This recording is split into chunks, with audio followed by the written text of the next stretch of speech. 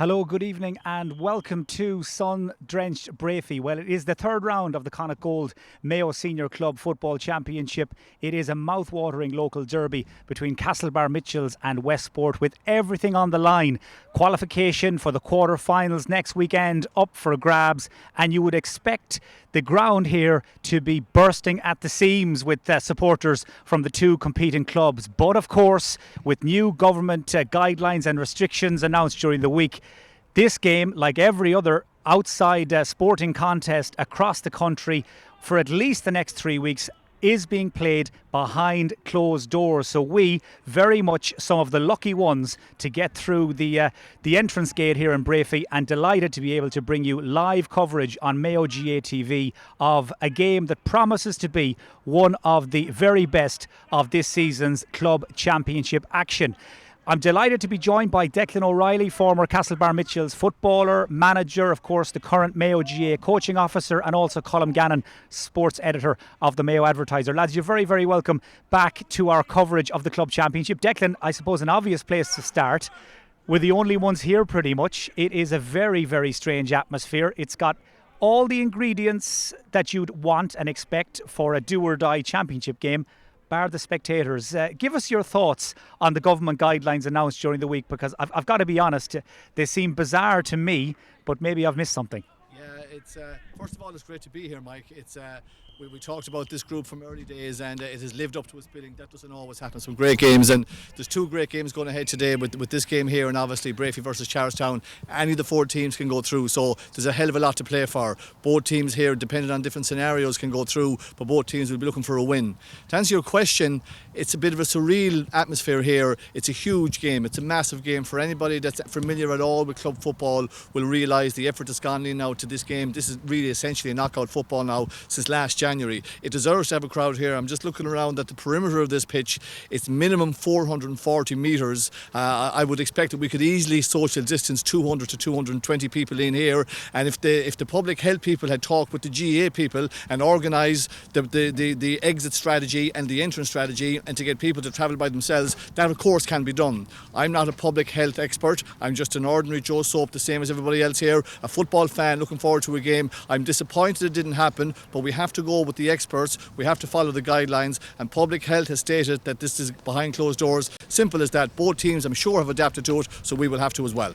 Declan, can I ask you out of curiosity, the people you've spoken to during the week, the Mitchell supporters, the Westport supporters who can't be here, what's the reaction been like by and large? It's been disappointment, but they understand, I suppose, the pandemic and public health has to come first. Everybody understands that. Football is down the pecking order of that. But especially family members of the younger players, both on Westport and Castlebar, who can't get to see their sons play today, it's been disappointing for them. Now, obviously, we have a facility here in Mayo GAA that we're right on here right now, Mayo GAA TV, and I suppose that'll have to come second. That'll have to just provide, I suppose, the pictures that nobody else can see at the moment. Colm, it sounds like you're going to be competing with Mike King of the county board in terms of the changes. He's just telling he's telling the teams, I suppose, and ourselves what the changes are. There's nobody else here to hear him, as it were. But let's take a quick look, I suppose, at the headline news from the two camps. The first one that's caught my eye: Fionn McDonagh's out for Westport. He's not starting, and Neil Douglas and Donny Vaughan don't start for Castlebar. Are they the main ones? Have I missed anything? They're the main ones, I suppose. For Westport, Kevin Kane is back in starting as well. He had such a good first 20 minutes here a month ago when he got 1-2 before he had to go off injured. So that'll be a big addition to Westport. But losing Fionn McDonagh, we don't know what's up with them. That's going to be a massive loss for Westport. Castlebar, Neil Douglas, we saw in Charlestown, went off injured early on, and Donal Vaughan also went off injured. Neil played against Breaffy, but not starting today is not ideal for Castlebar Mitchels at all. But they have brought in Neil Lydon, who has been starting for their intermediate team, and who's been starting for their intermediate team. I suppose Neil has lots of experience. He mightn't be as quick as Neil Douglas, but he brings an awful lot with him. So they're the changes for it's going to be a big loss, I think, for Castlebar not having Neil Douglas in attack. When you look at their attack, they're a very, very young team, I suppose. Neil Lydon brings an experience that they're going to need in there to try and get over the line this game. Neil is well in his 30s now, but he's been around the block, played with this team for many years. He'll fit back in. We also see Barry Moran's named on the bench for Castlebar. So another name they could bring in, Barry with 15-20 minutes to go. If they need to bring it out, put it in the middle of the park or full forward, could have a massive influence in the way this game goes. We'll hear a lot more from the two lads, obviously, as the evening goes on. But just briefly, Declan, before we hit for the commentary box, a quick word from you on those changes. Fionn McDonough, a massive loss for Westport. We're not 100% sure just yet what the issue is. But on the flip side, no Donny Vaughan and no Neil Douglas. Alan Flynn, his hand has been forced here big time. His squad, his big squad, well stretched. Yeah, Donny Vaughan wasn't expected to play anyway. He did the hamstring. It's a minimum of a three-week injury against Charlestown.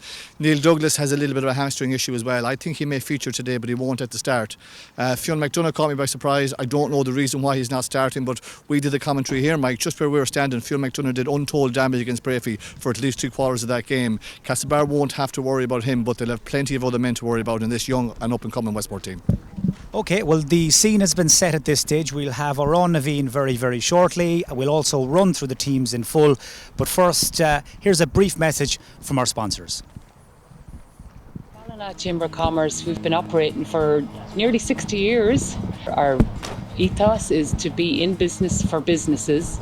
And we are all about the town for Ballina, for North Mayo, for the county as well. It's about the area, it's about what they can do when they get here and if they're safe. And we'll have the same great hospitality that we've always had, the great food, the great custom, because that's what hospitality is.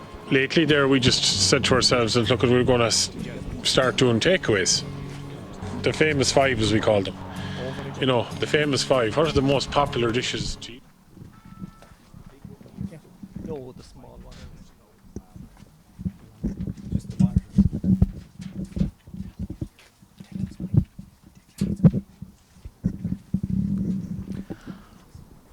Our own Naveen will be sung today by Tom Langan from the Castlebar Mitchels Club.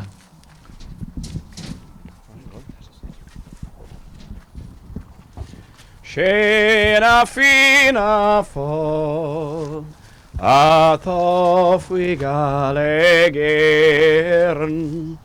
Wien thar slu Hartin thar onikun Fwi voj veser Shantir o shin sher fasta Ni og for fin tiran of wintrol Anok de hen sa barna bwil Lagan ar gel kun bors no sel Lagan I skrikt Fwyl of y knabiler Shalif canig aron y fin Well, that was beautifully done by Tom Langan from Castlebar. Our own Naveen delivered beautifully to set the scene here at Breaffy. And we are almost ready to go in the third round of the Connacht Gold Mayo Senior Club Football Championship. It is Westport against Castlebar Mitchels. In case you've just joined us, there are a couple of late changes on both sides. Westport, Brian McDermott, Luke Tunney and Kevin Kane, they all start. While for Castlebar Mitchels, Mark Dolan and Neil Lydon are into the first 15. Our referee is Kevin Kennelly from Hollymount, Carramore.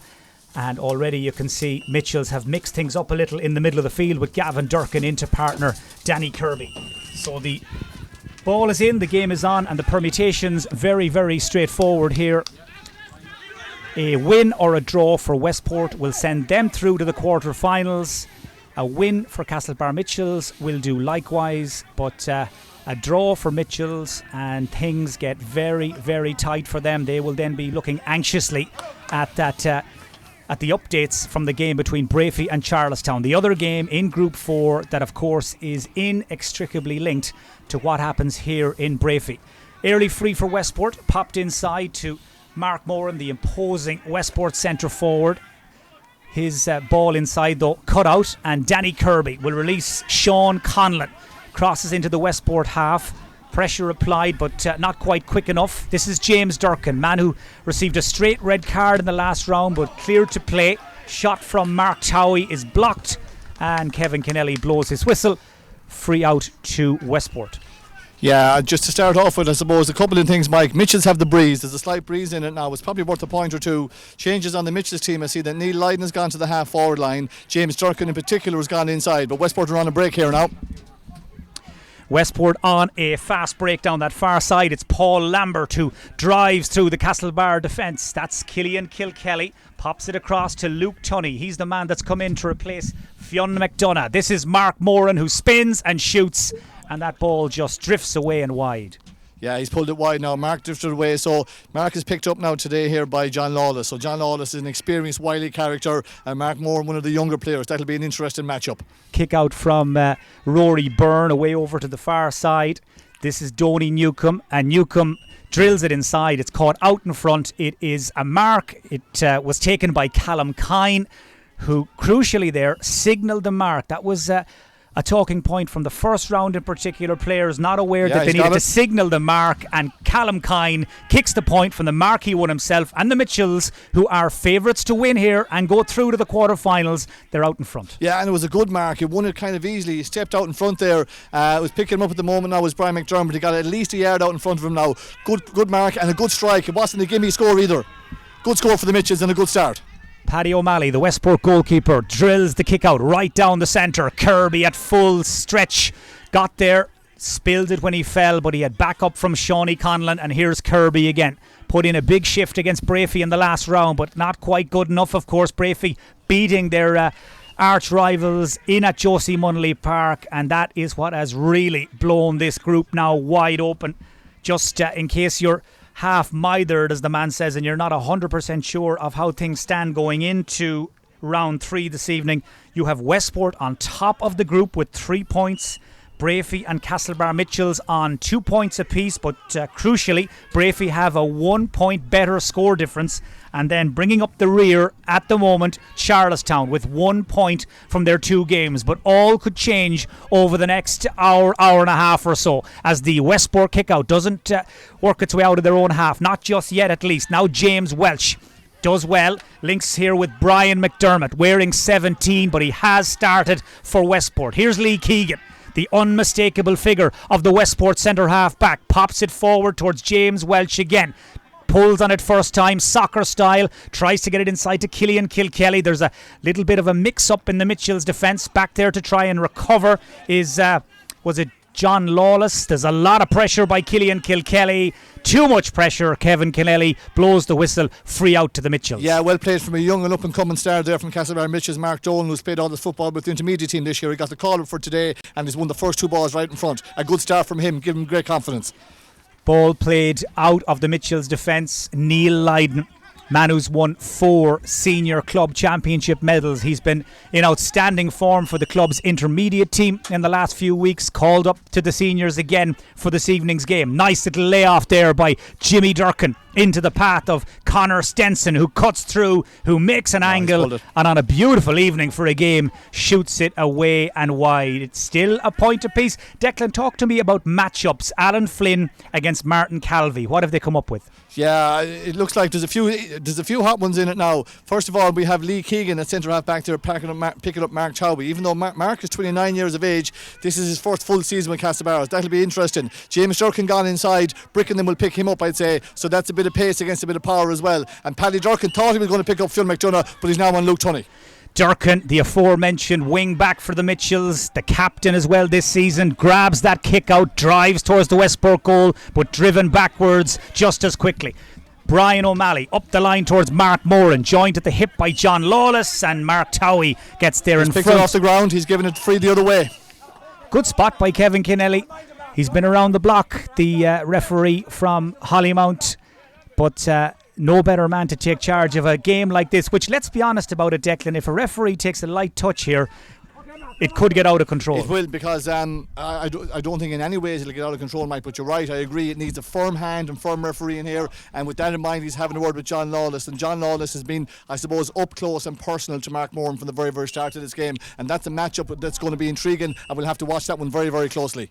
Yeah, credit to the linesman there as well here in front of us. He had a quick word in Kevin Kennelly's ear just to send him in the general direction, shall we say, of John Lawless, and a quick word from Kevin, job done. Ball played into the corner, won by Kevin Kane, back in the Westport team this evening. Lovely delivery into Killian Kilkelly, and Killian Kilkelly, who has scored 2 goals from penalties in the championship so far, kicks Westport level after 7 minutes here in Breaffy. But We just wondered how much Westport missed Kevin Kane the night they drew with Charlestown. He's only taken a few minutes, Declan, to show us what they had been missing. Yeah, and I think he was a huge loss against Charlestown, because we talked about this Westport team and all the pace they have. He brings the power element with that. Funny enough, though, I think Owen O'Reilly from Castlebar is an ideal matchup for him for today. Ball into the corner it goes again as Westport try to use their pace to stretch the Castlebar defence. That's really good footwork, and it is a terrific score from the Westport corner forward, Colm Moran, who came off the bench and scored the equaliser against Charlestown a couple of weeks ago. He has held his place in the first 15 this evening, and he has kicked the outsiders out in front for the first time. Yeah, and Colm Moran is back from Australia, but one thing in mind I would say, and that's to be getting his starting place on this Westport team. He's done that, and he started off well, a very good score. Scores now starting to come a little quicker and a little thicker as Jimmy Durkin just takes a second touch there to win that ball in front of Ben Doyle. That will be some matchup. Doyle, the specialist man marker in the Westport full back line. Jimmy Durkin feeds it back to Ethan Gibbons, but nobody at home in the Mitchells full forward line, and cleared away by Paddy O'Malley as far as the Westport cornerback Brian McDermott. And now they will try and use that pace again with Pat Lambert. This Westport team, speed merchants, speedsters in every line, as Owen McLaughlin tries to thread the ball through to Kevin Kane. He's having a right good tussle in there with Owen O'Reilly, and that time the Mitchells man won the ball, and he seems to have won a free as well. Yeah, I'd say Alan Flynn will have a word with Ethan Gibbons about that kick. Okay, he undercooked it, but I would imagine that the word to the Castlebar forward line or anybody taking a shot is do not leave it short. Westport are a counter-attacking team. As you can see, within 2 kicks Kevin Kane had that ball. That's something to watch out for. 8 minutes gone here in Breaffy.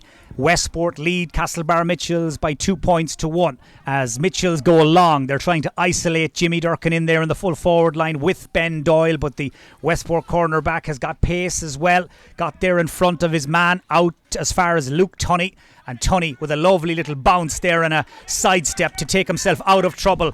And now it's Paul Lambert who takes over, the Mayo under-20 of earlier this year. Diagonal delivery, looking for his brother Pat, who's making that run down the left wing. The bounce beats Shawnee Conlon, but that is a very heavy challenge by Owen O'Reilly, who played man and ball, and Westport get the free. Yeah, and there was no need for it because Pat Lambert was going away from the goal that time. He wasn't any immediate danger. Owen O'Reilly came in the back of him and put him to the ground. There was certainly no doubt about the free, but it's a soft one.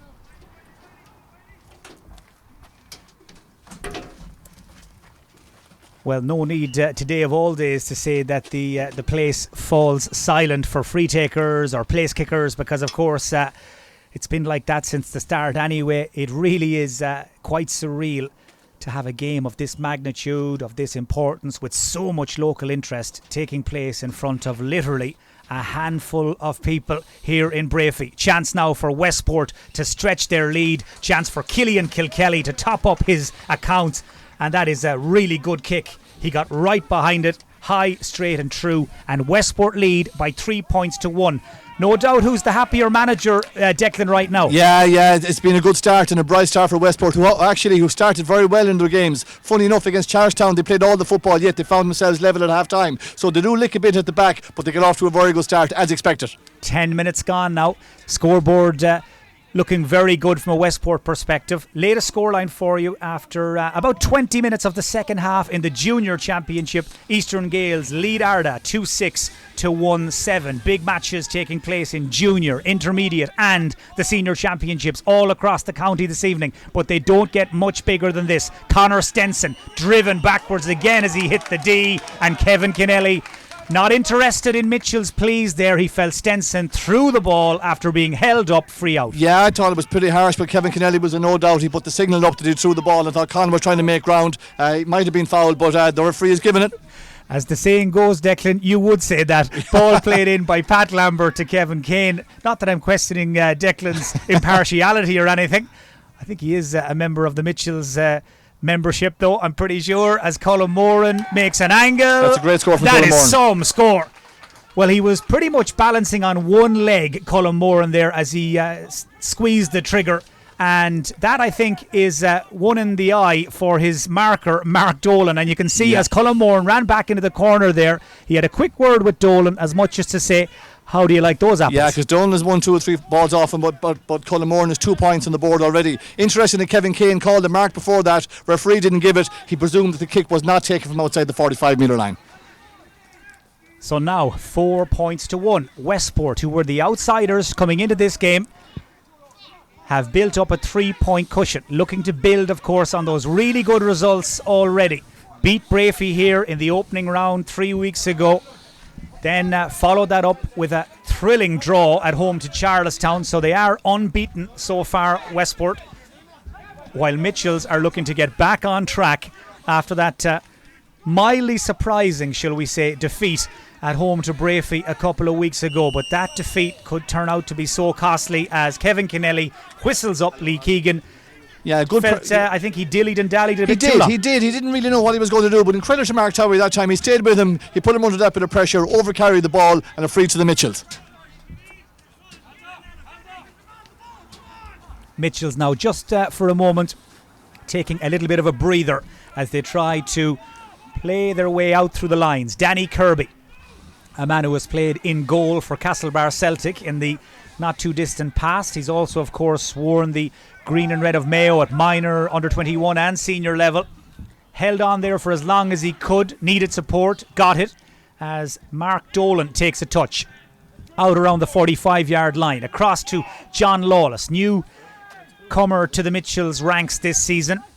Has played club football in Galway with Tuam Stars, has also played in the Dublin Championship, but having moved to Castlebar, was snapped up quite quickly during the off-season by Alan Flynn. Here's score. Paddy Durkin, and what about that for a score? 50 yards plus, and Paddy Durkin fires it high and over the bar, and that should surely get Castlebar motoring now. Yeah, in fairness to Paddy, he was looking up. It was just in front of us. He was certainly outside the 45-metre line. I'd give that 50 metres, Mike, I'd say. He had a look. He didn't see any option. We noticed before that there is a breeze at his back. There's a slight breeze. He said he'd have a go. He popped it up and it sailed over the bar. A really good score. A leader score from Castlebar. Really what they want now is leaders like Paddy to stand up. Durkin there looking every inch the All-Star as he kicked that point. Here's Owen McLaughlin looking every inch a county footballer, driving at the Mitchell's goal. It's Keegan, and Rory Byrne at full stretch pushes for a 45. Now we had a pretty good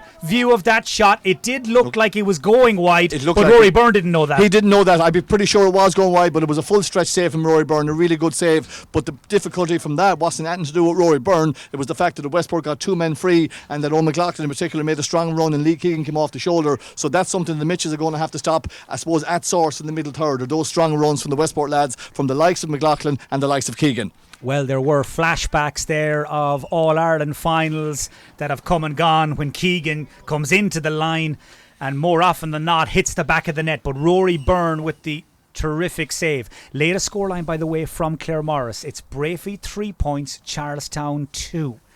As up steps Paddy O'Malley, the Westport goalkeeper. He's got a big sledgehammer of a left boot on him, and he has driven that away to the right and wide. 4-2, double scores, a quarter of an hour gone. Has it settled down yet? It's beginning to settle down now. It's taken on that, I suppose, settling down period. It's taken the 50 minutes to get to it. The one thing I'd say is that, I suppose, there's no real sweepers. Bricklin is picking up a bit of space sometimes, but there should be scores from both teams in this game. Donny Newcombe joining the Mitchells attack. Fast hands from Jimmy Durkin to Neil Lydon, and Lydon rolls back the years with a superb point on the run.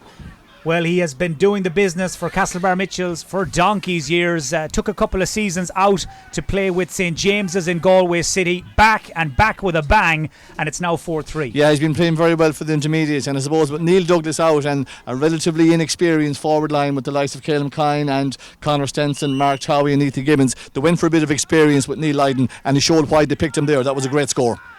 Well, it has been an ace in the hole so far from Alan Flynn, the decision to recall Lydon. He brings so much experience. He's a really good footballer and very, very accurate. That's a lovely ball into Jimmy Durkin, just the way he likes it. Turns Doyle. There's a man inside. It's a chance here, surely, of a goal. Down goes Ethan Gibbons, and it's a 45. No penalty. Big penalty shout, though. Big penalty shout. The Castlebar people are adamant that it was a penalty. Yeah, we have a look at it here. It goes across to Ethan Gibbons. Paddy O'Malley dives down. Does he take him out of it? The ball was spilling. It's a 50-51. As a Castlebar man, you'd say there's a very, very good chance it was a penalty. The Westport people would say probably not. Ultimately, Kevin Kennelly has made the decision, and it's a 45. But a good move. James Durkin is getting a lot of ball for Castlebar on that full forward line, showing really well. If only there was a neutral in the house to have another look at that. Declan convinced it was a penalty. Kevin Kennelly doesn't agree, but I've seen them given. Yeah, to be fair, on second glance, you wouldn't have been surprised if it had been given. End result 45, and to compound the problems for Castlebar, the 45 has been kicked wide. So a move that promised a goal that could have ended up with a point, and they come away with nothing. The water break is called. With the scoreline, we'll just correct that actually on our screen for you in just a moment. The scoreline standing: Westport 4 points, Castlebar 3. The tension, crowd or no crowd, Declan, it's beginning to become unbearable. It is, because I suppose without the noise of the crowd it's even more surreal, but there's no doubt about it. This is a high octane do or die, win at all cost championship match, and you can see that the way the players are applying themselves out there, that everything is on the line here.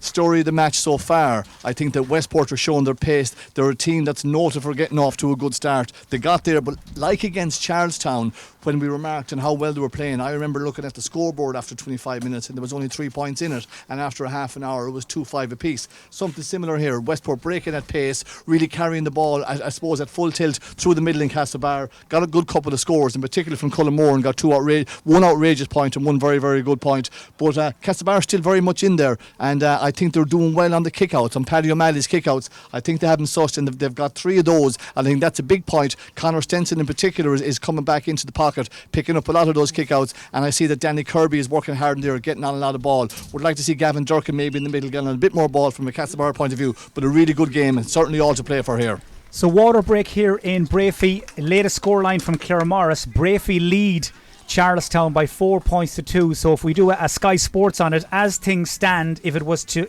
end like this, Westport and Breaffy would go through to the quarter-finals. But of course we're only midway through the first half. In fact, that scoreline has changed now in Claremorris. It's now Breaffy 5 points, Charlestown 2. So a Breaffy win there and a Westport win here, and it's all cut and dry. Westport and Breaffy go through to the quarter-finals. But you just get the feeling, Declan, it's not going to be that straightforward. I don't think so, and I think, Mike, there's a hell of a lot of football to be played yet.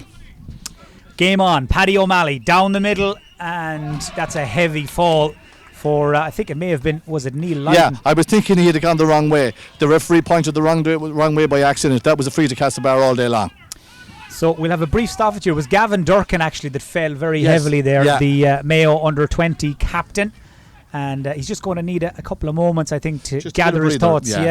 But it was one of the Westport players, I'm not sure unless we see a replay, that came in under him in his back and he kind of flipped him up and came down on his lower back. Certainly nothing malicious in it. It was a free. I was just surprised when Kevin Kennelly pointed the Westport direction. It was an obvious free to Castlebar. So Gavin Durkin bounces back up again, free to the Mitchells and taken by Neil Lydon. Here he is again. Pops it forward. Ball missed initially by Paul Lambert. That allows Mitchells to keep their momentum going. Conlon, though, lost the ball in the tackle. James Welch it was who ripped it out of his arms. And now Ben Doyle, who spent 12 months or so in training with the Mayo senior squad and certainly has benefited from the experience, as Keegan pops it off nice and casually to Brian O'Malley. And now it's Pat Lambert.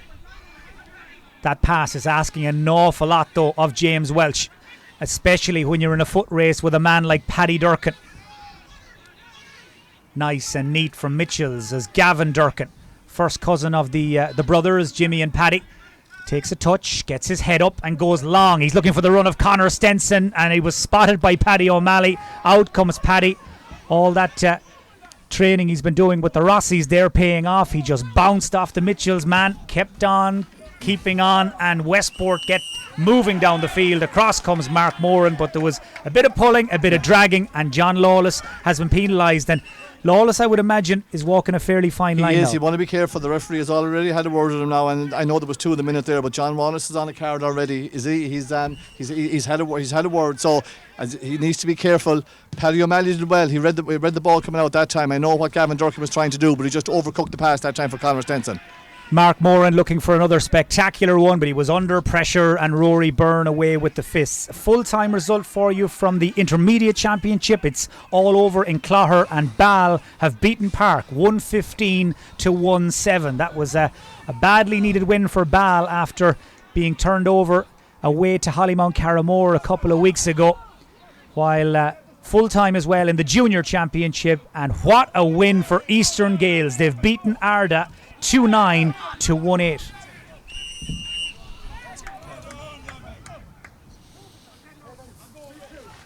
So Eastern Gales 2-9, Arda 1-8 is the score that's come through, as Kevin Kennelly has his attention brought to something again by his linesman. Yeah, I'd say there's going to be a word for Neil Lydon here somehow. Declan, did you see what happened? Yeah, it was just he was just stopping the Westport man. I think it was Pat Lamb for making a forward run. He just, I suppose, really was standing in front of him, trying to block his way. Maybe he had a tug of the jersey. Linesman spotted it, went to the referee. All ends in a yellow card for Neil Lydon. So yellow for Neil Lydon, and meanwhile over in Claremorris, Breaffy starting to build up a little bit of a lead. They're 6-2 in front now. That's Breaffy leading Charlestown 6 points to 2. Breaffy, of course, who just need to get the job done over there. That's all they need. They're very much in charge of their own destiny. Likewise, these 2 teams in front of us. It's very straightforward. Winner goes through, loser goes home, as Keegan drops it in around the house, broken away by Rory Byrne, and there was a heavy collision, and it was Colin Moran who was fouled. And Moran is really becoming a handful for Mitchells now. He's getting on a lot of ball, and he's afraid of nothing, really. He's not. He's a real threat, and he's brave. And that time it was Gavin Durkin that seemed to go down on the ball, but obviously he impeded on the man. First of all, there seemed to be no doubt about the free, and it's another one for Brian Kilkelly's son, Killian Kilkelly, who's been kicking well all day. You'd expect into a little breeze that he'll get this. It's right in front of the post. He's kicked a couple of points already. Killian Kilkelly, one from play, one from a free. And he has popped that one over nice and easy. That, by the way, is Westport's first score for 10 minutes. And it means they now lead 5-3. Yeah, and Castlebar really have got a full hold in the middle park in the last 10, but they haven't shown anything on the scoreboard. Their last score was St. Paddy Durkin's monster kick. So 5-3 it is to Westport. I told you a couple of moments ago that, of course, Eastern Gales had beaten Arda, and indeed they have, but the asterisk there, because the fact that James Carr didn't feature, the Mayo senior forward, sat that game out. So Arda, a different team without him, but that, I'm sure, will not dampen the celebrations in the Eastern Gales camp as they make their way home tonight, as Neil Lydon there pinged for picking that ball off the ground. Kevin Kennelly hasn't lost it. No, that was 100% the right call, because he had done well. Brickenden had won the ball. Lydon had put pressure on him. He had turned the ball over, really made the spillage, but then he made the silly mistake of picking the ball off the ground. No doubt about it, 100% right with the referee.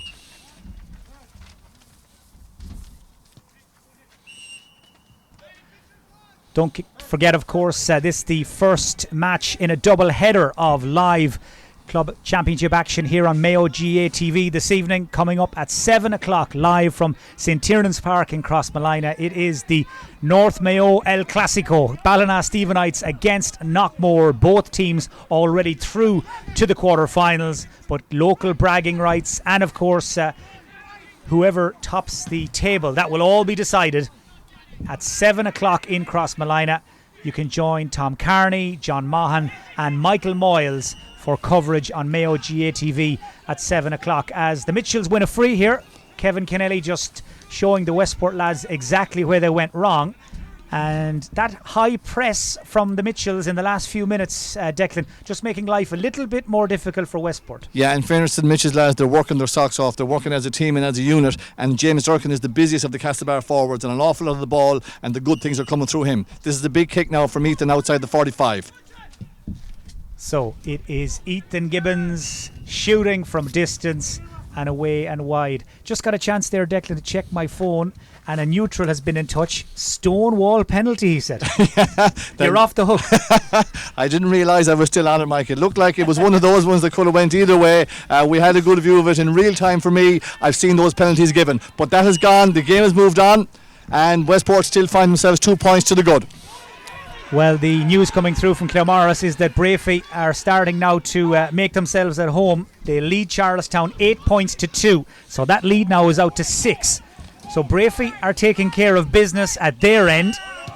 Question here is, who will join them in the quarter-finals? That, of course, assuming that Charlestown don't mount one of those famous revivals of which they're more than capable, and all of a sudden us lads on Mayo GAA TV look silly again. That can happen. Just one for the people watching for the new rules. That's over where Paddy O'Malley had given the ball. Westport player had given it back to him, but Paddy couldn't touch the ball. It would have been a free in. So good play. He was thinking there, and he avoided. He sidestepped the ball, and Westport came out well. Nice ball from Mark Moran. The layoff from Kilkelly. It's Keegan, and Keegan's not happy. Shakes his head in disgust. He could have had 1-1 at this stage. Instead, he's yet to score. Well, the goal chance was a difficult one, but that was a gimme point. He'll be disappointed by his own high standards with that one. Result through from the Junior Championship. Kilmavee have beaten Mayo GAA 3-16 to 12 points.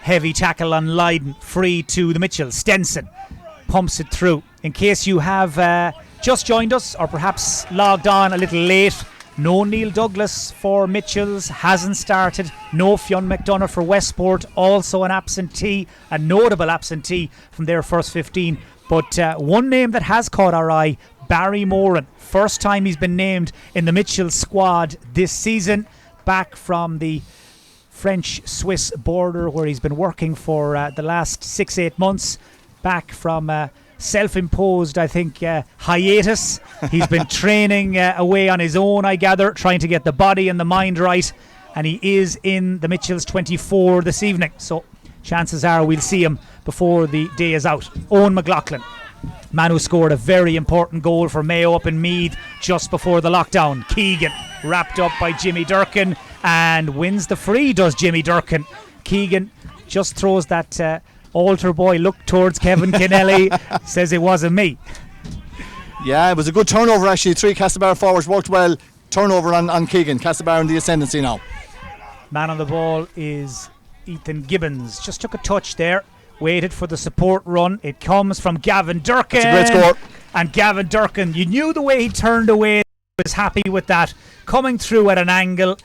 Again, the build-up play from the Mitchells, when they do get that forward line motoring, it is very easy on the eye. And now it's 5 points to 4. The gap is back to 1. Yeah, and credit to the forward line for that turnover on Keegan. I'd say Keegan felt that it was hard done by that time. He's talking to Kevin Kennelly and saying that James Durkin had a hold of his jersey. He certainly has a point. Those things sometimes are given, sometimes they're not. Castlebar got away with that one. They moved it on smartly, and Gavin Durkin is a player that a lot of Castlebar Mitchell's followers will have huge hope will develop into a really good club footballer. Good to see him getting on the end of a move and getting a smart point that time. Well, Paddy O'Malley's going to have to watch this, or the referee is going to have the ball too late. Well, that was really good pressure by Castlebar. They shut everything down on him. They gave him no options. He ran out of options. He dillied and he dallied, and he dwelt too long. Hot ball. It certainly looks like Alan Flynn, his management team, have done a huge amount of work on the Westport kick-out. It's a full court press from Castlebar, and it's working really well. However, they've lost that throw-in. Yeah, Alan Flynn, you can be sure, would have been delighted with part 1 of that particular part of play. Part 2, not so much. They lost the hot ball. They lost the chance to keep the pressure on. Breaffy, by the way, out to 9-2 in front now against Charlestown. The Sarsfield starting to lose touch with Peter Ford and Shane Conway's team, but we still haven't hit halfway either there or here.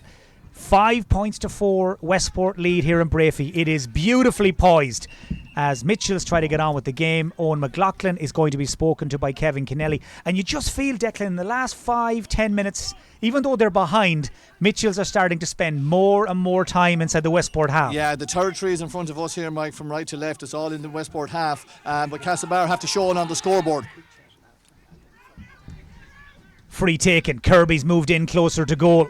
Has it, holds on to it as well. He has support outside from Gavin Durkin. 2 in a row for big Gavin Durkin.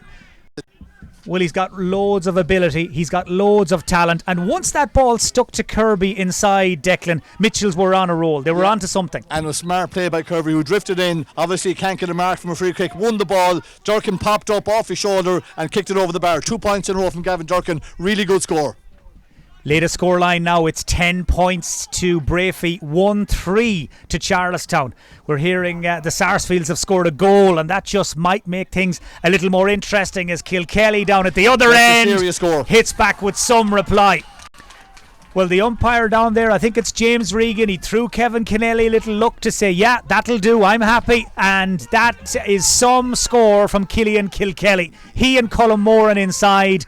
They are the dynamic duo, and if they get the ball, they'll do damage. Yeah, and it was Mark Dolan from the Mitchells who had the ball. Great pressure from the Westport forward line. They forced that turnover just like the one here for Castlebar. And Kelly, an outrageous score from the wrong side of the left foot, popped it over the bar. Umpires had no doubts. A fantastic score from young Kelly. Well, that just stops that run of Mitchells. They'd hit 2 in a row, Castlebar. Westport hit back, and Westport lead again. Kevin Kane using his experience there to wait for the support runner, Mark Moran. All got very tight though. James Welch ran into a Castlebar man. The ball runs free, and here's Jimmy Durkin right on cue. Timed his run to perfection to beat Ben Doyle. Kirby, Durkin again, being forced backwards by Tunney as Paddy Durkin, his twin brother, makes a break inside. Now Sean Conlon. Mitchell's trying to inject some pace, but the ball from Conlon had to be inch perfect, and it wasn't, and it was cut out back there by Rory Brickenden, and Keegan will take over and give it inside to Brian O'Malley. O'Malley charging towards halfway. We're into stoppage time at the end of the first half here in Breaffy. It is every bit as close as that scoreline suggests. It is advantage Westport, but only just. As up the line comes Paul Lambert, turns into the tackle, turns into Mark Towie, and wins the free for Westport. Yeah, Towie stood him up, but he wrapped his arm around him, so it's a free all day. Paul Lambert he actually did well. Again, one of the half backs from Westport looking to get forward all the time. But Brickenden that time, that was a hugely important interception. Just because he made it look easy doesn't make it less important. Well, the only pity that there's literally nobody here to see this thrilling round 3 game go ahead. Those of you watching at home on Mayo GAA TV, very much the lucky ones, as this West Mayo derby hangs in the balance, as does qualification for the quarter-finals. Breaffy 11 points, Charlestown 1-3, as Keegan gets on the ball and tries to make something happen. Uses a bit of skill, a bit of power. Yep. Keegan cuts through, and Lee Keegan gets, at long last, looking for a score for Westport as the half-time whistle blows here in Breaffy. Westport will hit the dressing rooms, or indeed they won't. They'll hit the huddle, of course, leading by 7 points to 5. A 2-point advantage for Westport. Declan, does it tell half the story of what we've seen so far? It tells some of the story. In fairness to Keegan, I'd say he was mad with himself earlier on for not getting the point that he felt he should have, and he was itching to get that one all day. He took on Neil Lydon on a one-on-one. He put the ball over the bar, a good score. But when Castlebar Mitchels came back into it with the 2 scores from Gavin Durkin, the response from Westport, that's what they've been missing over the years. If they want to step up and if they want to take out one of the big guns and want to progress and eventually go on and compete at the very highest level, the response to conceding 2 points like that was really good. It first of all came from Killian Kilkelly, who has scored 4 points, 2 from play and 2 from frees, and then from Keegan. So that leaves us 7 points to 5 at half time. There is a breeze in it. The breeze, I wouldn't say, is insignificant. There is a breeze it'll carry. The lads, Paddy Durkin's point was from well outside 50 metres, so Westport might go from some round range scores, but it's very much in the mix, as we thought it would be. This group from start to finish has been. It's a 2-point game, so Castlebar, let's see what's in them. There was a lot of talk about them at the start of the season. They didn't take part in the Michael Wedge game, in the Michael Wedge competition, so therefore there was a bit of, I suppose, mystery about them. They're here now with 30 minutes to go, playing against a slight breeze, 2 points down. They're going to have to show some sort of leadership and character if they're going to dig themselves out of this one. Colm, we'll grab a quick word with you before we take a commercial break. Your thoughts on what you've seen so far? I think it's shown Westport are kind of playing to their strengths there, where they They're hitting, they're surrounding Castlebar when they can with the ball. They're hitting them at pace and stuff. Castlebar have won an awful lot of the kickouts, won the vast majority of the kickouts from both sides, but Westport is coming around and suffocating them out. Whereas in Castlebar they're not able to get their forwards into the game. Paddy Durkin, I suppose, coming from the back, got him one stage, showed what he can do by kicking a point. They got the 2 very good points there from Gavin Durkin, but they're just not able to get into the game as much as they want to. I see there, like, for just about 10 minutes before half time, Phil McDonough is stripped off and warming up, and he's down the corner there now doing his own warm up. So looks like he's going to come into the game the second half for Westport, which is going to be a massive addition to them, with being 2 points up already. So there are the thoughts of Colm Gannon, sports editor of the Mayo Advertiser. You've heard from Declan O'Reilly as well. You're going to hear a lot more from the two lads over the next little while. But at this stage, we've got to pay their wages, of course. We're going to hear some quick messages from our sponsors. Ballina Chamber of Commerce, we've been operating for nearly 60 years. Our ethos is to be in business for businesses. And we are all about the town for Ballina, for North Mayo, for the county as well. It's about the area. It's about what they can do when they get here and if they're safe. And we'll have the same great hospitality that we've always had, the great food, the great custom, because that's what hospitality is. Lately there we just said to ourselves that look, we're going to start doing takeaways. The famous 5, as we call them. You know, the famous 5. What are the most popular dishes to use? It's surviving for us. It's working great. I suppose my role is to try and raise the profile of the area to people outside the area and encourage them to come here on holidays. So I suppose over the last 4 or 5 years we've really been building to get to that point where we can start to put ourselves on the map a little bit more. Now, if you'd like more information, all you have to do is visit ballina.ie.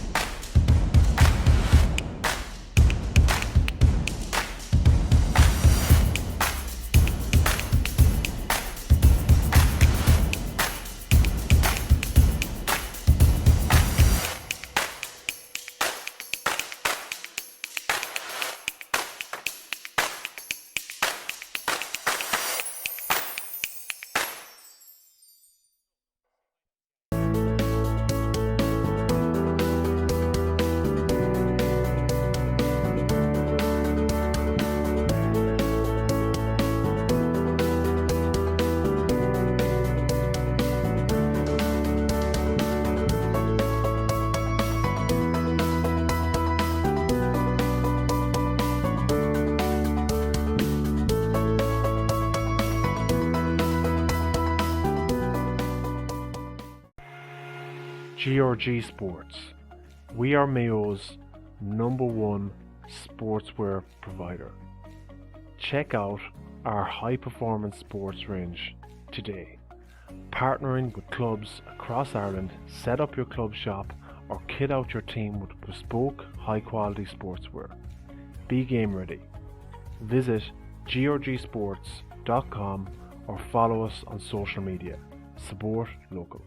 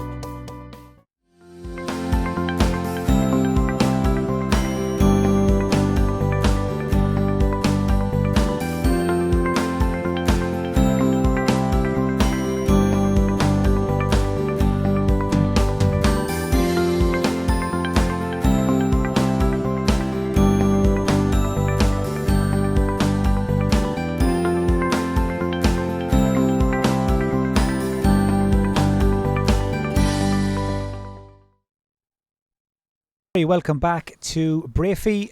Big thanks to all our sponsors who have supported Mayo GAA TV this evening. And it really is a privilege to be here in Breaffy. We are really conscious so many people not able to make it to any of the games across the county or the country this weekend. And those of us who are here, we're the lucky ones. It is a beautiful summer's evening. The football has not disappointed so far. And just in case you're still uncertain or unsure of the permutations, as it were, heading into the start of the second half here, if it stayed like this, if Westport come away here with the win, they go through to the quarter-finals. Castlebar Mitchels would be out of the competition. And Breaffy, who lead Charlestown at the moment, when last we heard 11 points to 1-5. If Breaffy win over in Claremorris, well, they would join Westport in the last 8 of the 2020 championship. Declan, just before the second half gets underway, I think we're going to have a quick look at some of the highlights from what we've seen so far. And it was a pretty unenviable task trying to edit these down because we've been spoiled so far. Yeah, it's been a really good game now, I have to say. It's been high intensity. That's Gavin Durkin's first point. He kicked 2 points in a row where he came off after a good turnover in front of us. James Durkin got the ball off Lee Keegan. Gavin Durkin slipped into the pocket, kicked a lovely left-footed kick. Yeah, and again, this is Owen McLaughlin going through the middle, and Lee Keegan's shot, I think that was going wide. Rory Byrne certainly didn't know that, so credit with a good save and a good shot. We've seen Keegan do that so many times, a real threat.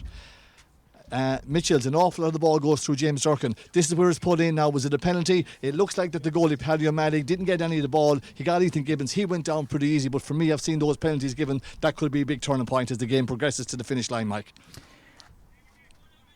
And again, James Durkin, here it is. Here he steps onto the left. Paddy O'Malley, does he get the ball? I'm not sure from this angle. It certainly got the man. Looks like I've seen those penalties given. But that's gone. It's done and dusted. Westport are 2 points up. They have the breeze at the back. They're in the driver's seat. Let's see what character is in this Castlebar Mitchels team now.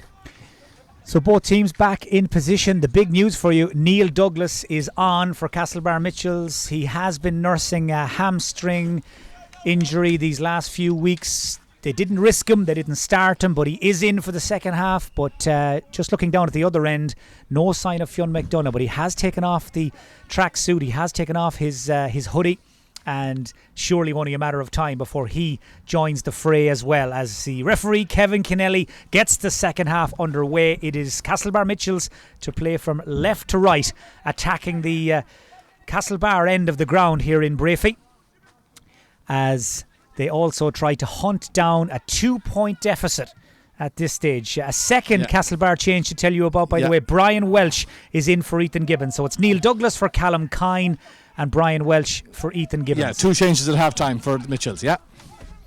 Just, Declan, you manage Dougie, you know him well. Just how big of a boost is his arrival for Castlebar? Well, when this team, and at least half of the team is made up of the players that were winning county titles back in the mid part of this decade, was going well, Neil Douglas was the fulcrum. He was the epicentre of the attack, and they want him to produce that type of form again. And if he does, he'll be a huge benefit to them. Jimmy Durkin, his shot blocked by Ben Doyle, and a chance for Castlebar to get the scoreboard moving again has been missed thanks to the tigerish defending of the Westport cornerback Ben Doyle. Lovely ball out of defence to release Pat Lambert into his brother Paul. Both sons, of course, of the club chairman Charlie. Their mum, Rosemary Sprith, also the chairperson of the Mayo Camogie board, as Mark Moran just jogs into the right position there. Fancies his luck, fancies his chances, and that is a terrific from Mark Moran. As we mentioned a couple of weeks ago, he's not long out of minor, but he's a huge man. And when he got that ball, Declan, out there on the left wing, he looked like the coolest man in the place. But he's extremely talented, Mike, and he believes 100% in his own ability. You can see that he had no doubt in his mind when he got that ball way out here on the left side that he was going to have a shot. He just stepped back onto his left foot, took a little side step and curled it over with the right over the centre of the black spot. A really, really good score here. A really good score for Mark Moran. He's one of the up-and-coming stars of the future, for certain, for Westport, and I think for Mayo as well. I think this man has the lot. He's a huge amount to offer. So it's now 8 points to 5. The Westport lead out to 3. Don't forget tomorrow, Stephen Carlin and John McGee alongside other staff members of Mayo County Council. They're taking on the Everesting Challenge. If you want to support them, it's all in aid of the Mayo Mental Health Association. You can visit their GoFundMe page. Really, really great cause. And the best of luck to Stephen, to John and everyone taking part as Castlebar go in chase of something, anything that could see them work their way towards the Westport goal. They get a 45, and that will do for now. Yeah, and it was a strong run from Donny Newcombe, one of his trademark runs round through the middle. The shot was kind of forced, I suppose, a bit, and he was off balance. It didn't go anywhere near the goal, but it was blocked down. One of the Westport defenders, I'm not sure which, put it over the line. It's a 45, and in fairness to Neil Douglas, this has been his trademark kick over the years. 45 is normally it. However, the ground is a bit on the soft side, and is kicking into a slight breeze, so he's only on the pitch. We'll have to see if his eye is in yet. Yeah, that's a point worth making, considering Westport did play against the wind here. Now, it's not gale force or anything like it, but a bit of stiffness to it, and it did see them lead by 2 at the break despite playing into it. What can Douglas here do, kicking into it as well? It's not going to get there. Little bit of a scramble. Jimmy Durkin uses his pace. The angle is very tight, but Jimmy Durkin makes light of it to flash that shot down over the bar. Well, he had a lot of work to do when he got that ball, and he did it. He did, and that's his first score of the game, but I think he's been the busiest forward for Castlebar so far. He's always on the move inside. He's playing inside in the full forward line. It's Ben Doyle that is picking him up. Bricken started in the first 5 minutes, and I think James Durkin, if Castlebar can get him on the ball more often, the better it will be for Castlebar. Westport's lead now pared back to a couple of points. Ball turned over. Good pressure by Paddy Durkin. Douglas looking to spring him inside with the pass, but it was well read back there by Luke Tunney, and down it goes to Kevin Kane.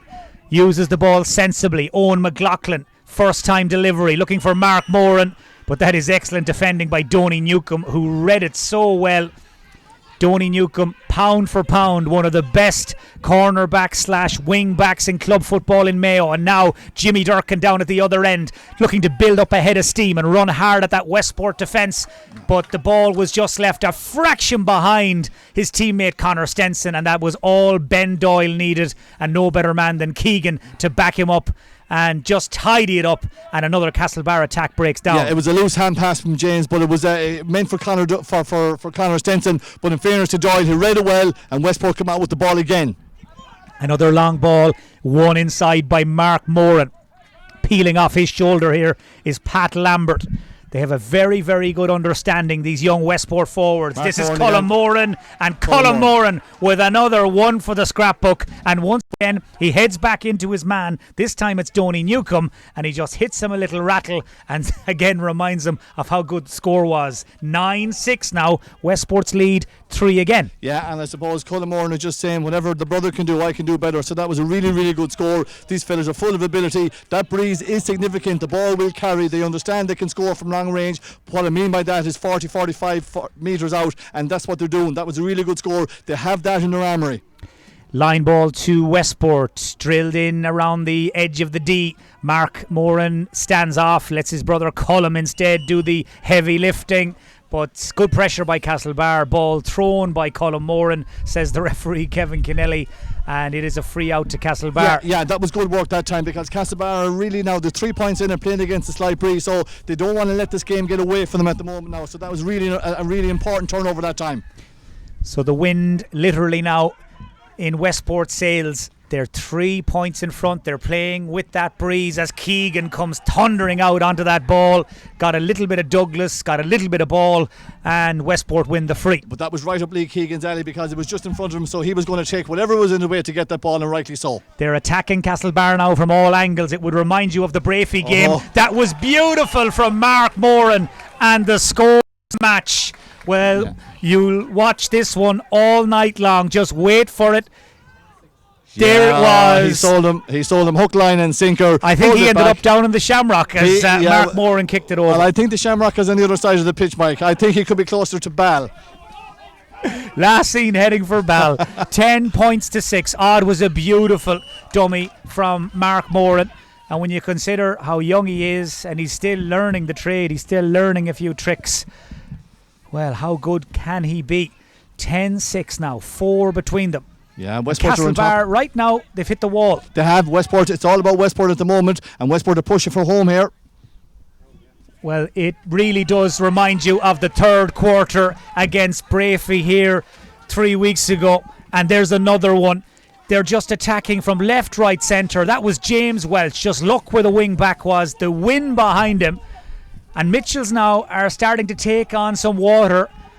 And they've fallen 5 points behind 8 minutes into the second half. It reminds me very, very much of the third quarter from when Westport played Breaffy, where they pushed on that time and they went 6 points clear, and Fionn McDonough had a goal chance to put them 9 just before the water break, when Breaffy came back and they got 6 points on the bounce then to nearly get a draw, and they could have got a draw that time. So Westport are doing what we expected them to do. Castlebar have to simply hang on in there now, and they need to start getting that scoreboard moving.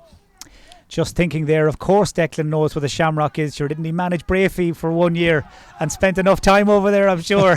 As Easy now, Mike.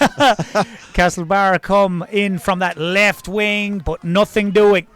Westport just close ranks. Brickenden was in there, James Welch, Luke Tunney, and between the 2 or 3 of them, they got the job done. And Mark Moran, what a good man he is to hold that centre forward spot and just be an outlet for that ball out of defence. Ball turned over though, and Jimmy Durkin will have another goal for Castlebar. This is where though they're running into problems. They're finding it very difficult against the wind to get anything going inside. Ball floated into the corner. Connor Stenson, who's moved closer to goal, looking for Douglas on the edge of the square. Douglas jumping, ball breaks away from goal.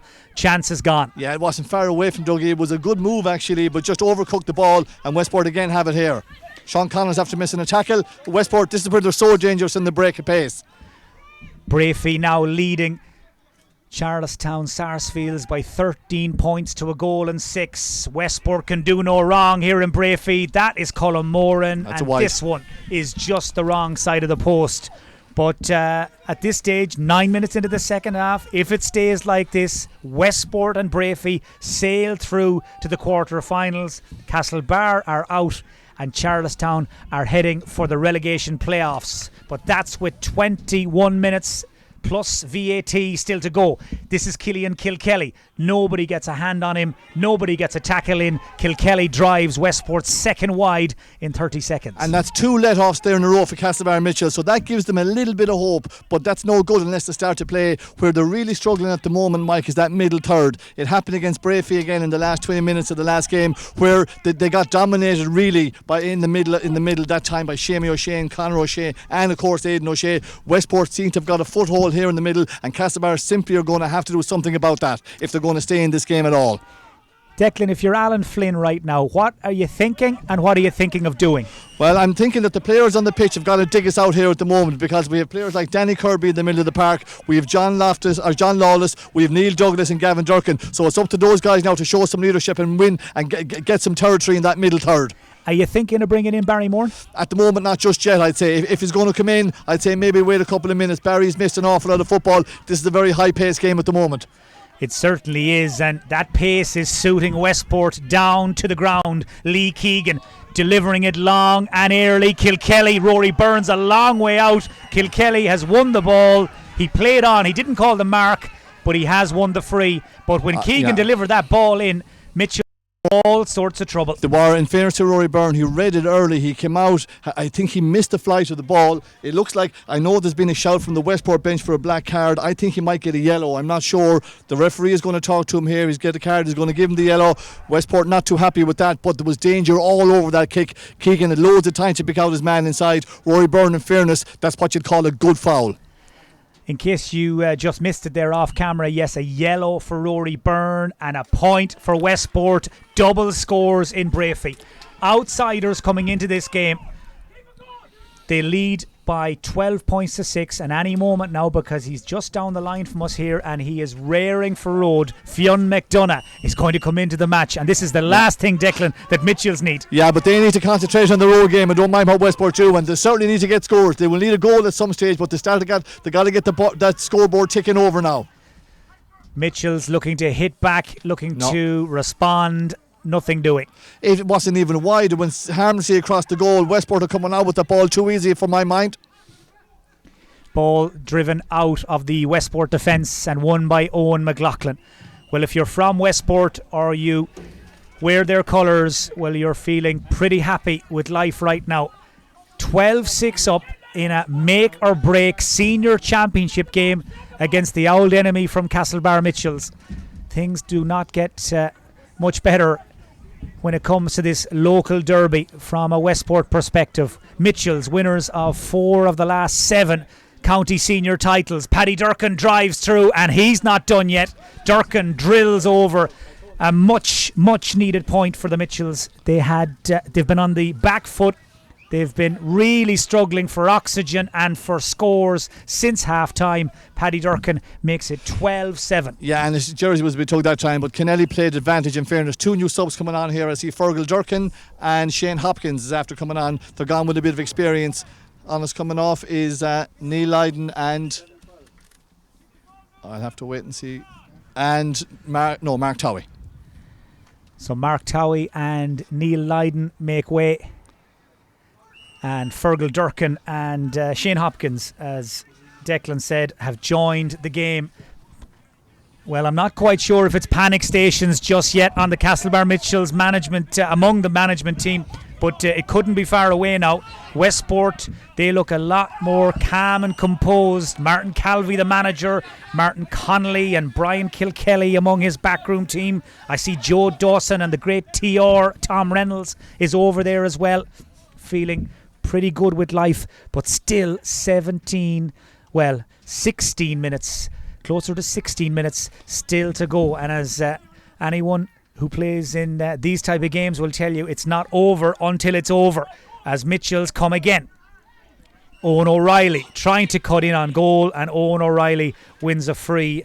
And that is one way to get what you came for. He drove hard at the crossbar, and Kevin Kennelly in no doubt. It is, and I suppose Castlebar will take a score any way you come, but it's a bit individual now. It's very disjointed. It's very hard to see what forward play Castlebar are adhering to or what kind of strategy they have. The kick-out strategy against the kick-out has worked well, but apart from that, it's very, very individual and very, very, I suppose, all over the shop. That's a good score from Gavin, though.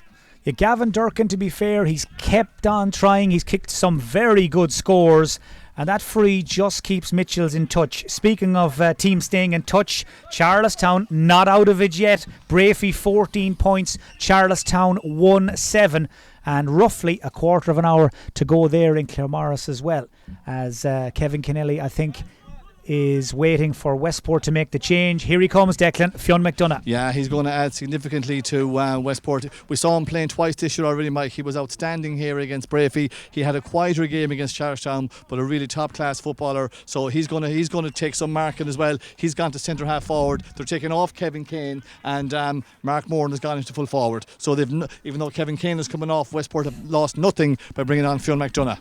Breaffy, by the way, have extended their lead. They now lead Charlestown by 5 points in the other game in Group 4.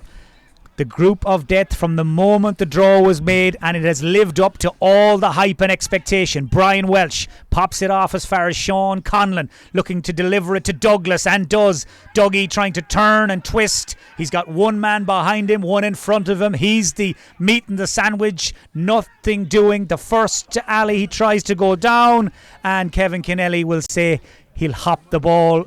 I think it was 6-1 and half a dozen the other. Yeah, it was a good ball in actually to Dougie from Sean Conlon. He got in over the top. I thought he was going to sneak in for a half a goal chance. He didn't. And then I'm not over familiar with the terms. Was it a ruck or was it a maul from rugby? But it was one of those schmozzles, and Westport eventually in the heel of the hunt, they come out with the ball.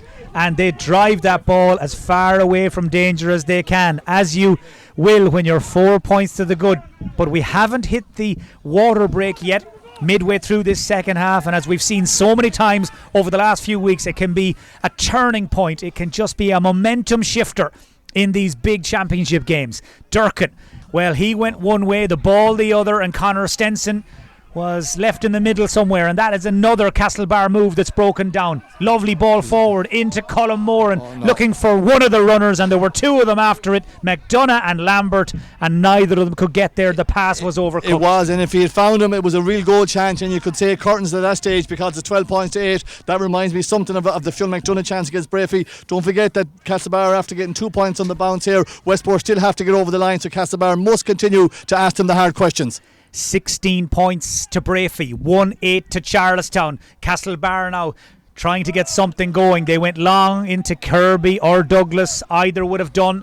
Neither of them could make it stick, and instead the ball carried clear from the Westport defence by James Welch, who has been fouled on his way out, and he is down and he is out of gas, and he is going to need a little bit of help, I think, to get back to his feet, because it's very warm and the pace is relentless. It is relentless, but I think it's going to suit Westport just to take a little break here at the moment now, and they're going to use all their experience, just as Breaffy did the last day, and that's what teams do, and that's what I suppose they're learning the trade. Westport, they want to get a couple of steps up the ladder, and a break will suit them at the moment.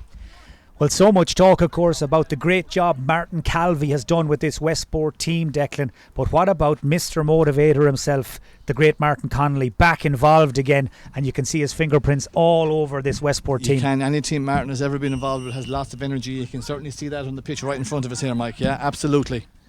Martin's so experienced. He has played at the highest level with Davits and with Mayo. He has managed and coached at the highest level at schools and club. And he's back working with this latest young crop of Westport footballers. Among them, the man who took that shot, Pat Lambert. That goes wide, and that is the cue for the second water break of the day. We are midway through the second half.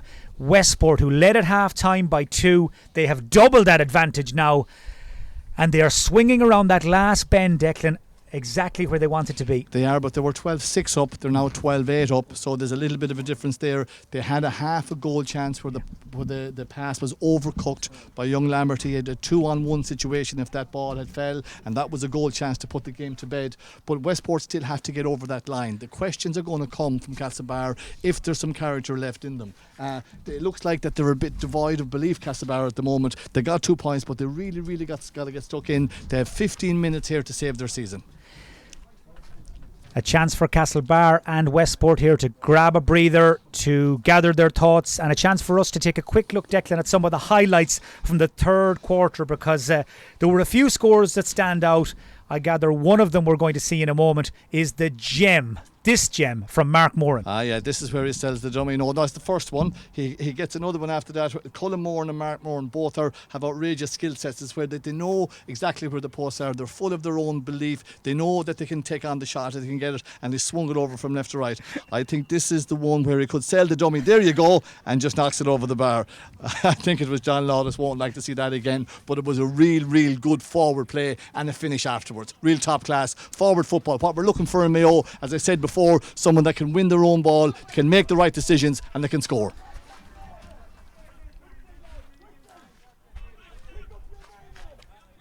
Well, Mark Moran has illuminated this second half. Those couple of points, real keepers, and he's about to be joined now, by the looks of things, by a few more serious operators out there on the field as Westport make changes. They're taking out James Welch, who has done as much as any man could be asked to do. He's just ran out of gas. Niall McManaman is in for him, and Oisin McLaughlin is joining the Westport attack. Well, they are two big hitters. Pat Lambert, by the way, is the other player who's taken out. So more legs, Declan, into the Westport team as we start this last quarter. Yeah, and the bench is hugely important in modern day football. You have to use a 20-man team, and Westport are using that, and their bench, as you said, I looked at it beforehand, looks particularly strong. So away we go. Castlebar Mitchels have 12 minutes to save their season, to stay in the championship. Westport have 12 minutes to see this out, to get over the line and to go through to the quarterfinals. All will be revealed between now and then as Danny Kirby gets on the ball for Castlebar Mitchels, gives it to Conor Stenson. Chasing after him is Brian O'Malley. Latest scoreline from Claremorris. Breaffy still keeping Charlestown at arm's length. They're now enjoying the water break over there, and Breaffy lead 16 points to 1-9. That 4-point gap is proving very difficult for Charlestown to break. The Westport defence is proving even harder for Castlebar to crack as Keegan releases Oisin McLaughlin. Colin Moran uses his pace to get out in front. Here's Fionn McDonough. Kick blocked down by Fergal Durkin. Recycled by Killian Kilkelly, and Colin Moran will take over again. All these young Westport forwards are only mad for open road. Colin Moran back to Kilkelly. Lovely sidestep. They're playing with such confidence, such flair. Fionn McDonough shoots, and that is across the face of goal and wide. All it was missing was the score. It was a great move, and Kelly showed great composure to find them inside. Ray O'Malley's coming on from Castlebar now. I see their last throw at the dice, their last sub, but Fionn McDonagh, he did well to position himself. He turned on to his left, but it was a poor miss by his standards. So Ray O'Malley is straining at the leash over there on the far side, looking to come into the match. There he is, as Declan mentioned, this Alan Flynn's last roll of the dice. It's Sean Conlon who is the player who's making way. But certainly, so far at least, it has not gone to plan or anything like it for the Mitchells.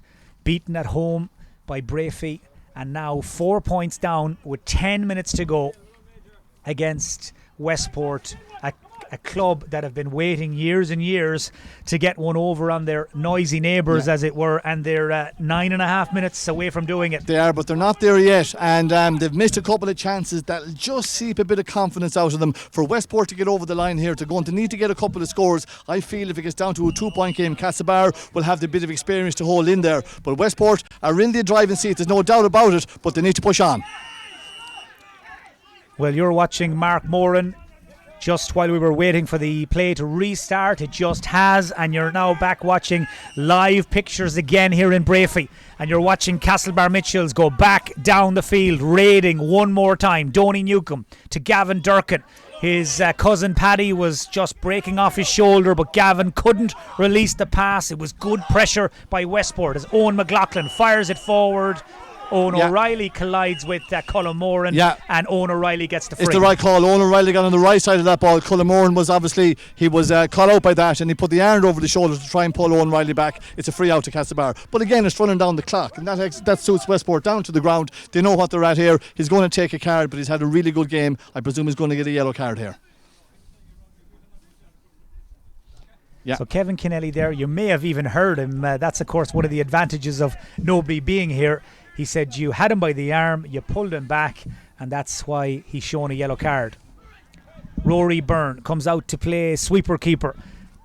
Gives it long, looking for Brian Welch, but Niall McManaman, he's only in, and he is quick on the worst of days, in the heaviest of conditions. On a day like today, he is like a greyhound across the ground.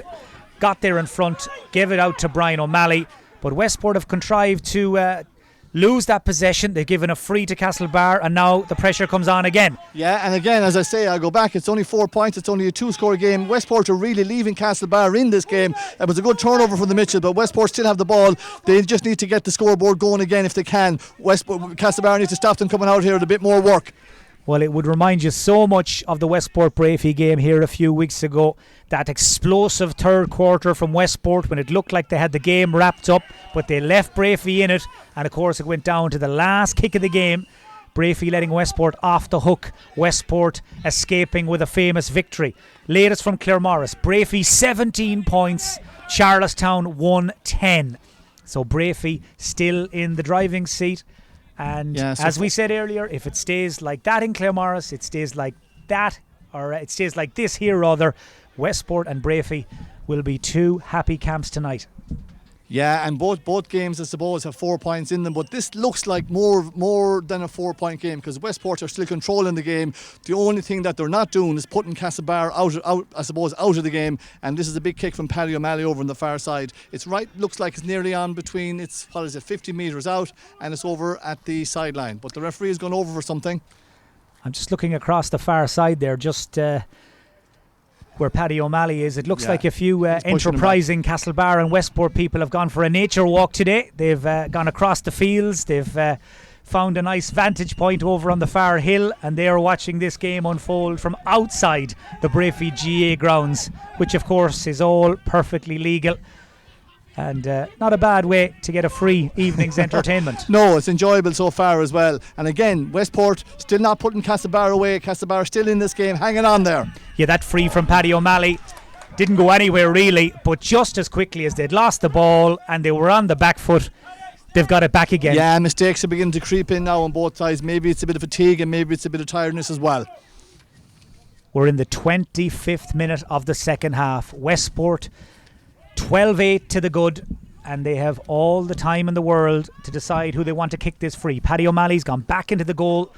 Killian Kilkelly has come all the way out from the full forward line, and for good measure leaves it on the carpet. His dad Brian is watching on just 10 or 15 yards away from us here. Part of the Westport backroom team. Kilkelly, the son, drills it in and drills it away to the right and wide. It runs down the clock. It keeps Castlebar inside their own half, but as you've mentioned, Declan, crucially, it also leaves just 4 between them. That's all it's in it, but have Castlebar got the leadership skills? Have they got the players on the pitch to make that 4 points count? At the moment, it certainly doesn't look like that. Alan Kennedy has come into the Westport forward line in place of Colm Moran. No score for Castlebar or for the game even for the last 10 minutes as Mark Moran gets into his favourite pocket. Same again. Every single time Mark Moran picks up that ball on the left wing, you can set your watch by him. Just look how he sits in the pocket, takes the pass from Alan Kennedy and chalk it down. He knows exactly what he wants to do, and more importantly, he knows exactly how to do it. A really good footballer. First score for 10 minutes comes from Mark Moran, and it's now 13 points to 8. That could well turn out to be the insurance point. It could turn out to be the clincher for Westport, because they were leaving Castlebar hanging on in there.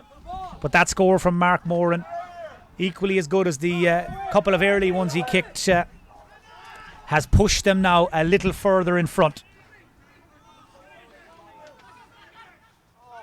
This is Ben Doyle, takes a touch. Again, he's got the pace to get himself out of trouble. Right now, last year's beaten semi-finalists, Castlebar Mitchels, are in all sorts of trouble. Running out of time, running out of ideas, and on the verge of being knocked out of the championship. That's a lovely piece of play in the build-up by Westport. Alan Kennedy's shot blocked down. Killian Kilkelly will go back to Keegan. And no better man than Keegan to make the right decision at a time like this. There's another dummy solo. Danny Kirby bought this one. Mark Moran is making it look very easy, but Westport have lost the ball, and Mitchells will try and find their way downfield one more time. Surely, though, they need a goal to have any chance. They haven't looked remotely like scoring one so far. That's a heavy collision between Doyle and Kirby. Free to Castlebar, but where's the goal going to come from, Declan? Well, the scoreline suggests a goal, but in fairness, we haven't looked at all like getting a goal. No goal chance. A half a shot for a penalty in the first half, but in the second half, when the game is in the mix, when it really counts, we don't look like threatening their goal at all. Ball played forward towards Hopkins, but it bounced off him and it ran away from him, and Westport have won it back, and another Castlebar Mitchell's chance goes a-begging. Don't forget, of course, tomorrow you've got more live club championship action here on Mayo GAA TV. Kilchuma against Bonnie-Conlon at 1 o'clock. That's in the intermediate championship, followed later in the day by Garrymore against Belmullet in the senior championship, as this shot from distance flies wide. Yeah. And after those two games tomorrow, you'll be able to see the draws for the quarterfinals of the senior, intermediate and junior club championships, as well as the relegation playoffs. They will all take place live on Mayo GAA TV tomorrow evening. Back here in Breaffy, 28 minutes gone. Westport within touching distance of their second win of the group, within touching distance of keeping their unbeaten run going, and topping Group 4 as they go through to the quarterfinals. And Castlebar Mitchels, well, they are on the brink of elimination.